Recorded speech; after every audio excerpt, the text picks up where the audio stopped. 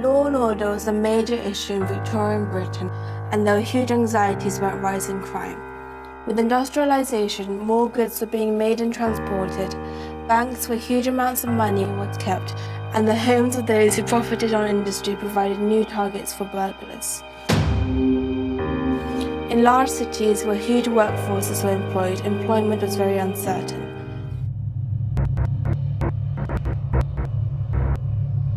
The answer to rising crime was to reform the police and build new prisons. Between 1842 and 1877, 90 prisons were built or added to. Public opinion was that criminals couldn't change, and that the purpose of prisons was to break convicts' will by being kept in total silence and by long, pointless, hard labor. The compulsory silence was believed to lead to moral regeneration, and there were quite a few suicides. Prisoners spent 8 hours on the treadmill a day, or had to turn the crank a set number of times to earn their food. The treadmill was sometimes used to power machines, but the crank simply turned the paddles in a box of sand.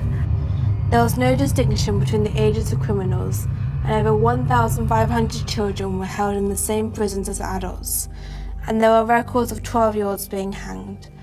Reformatory schools were set up for offenders under 16, but sentences normally still began with a brief spell in an adult prison.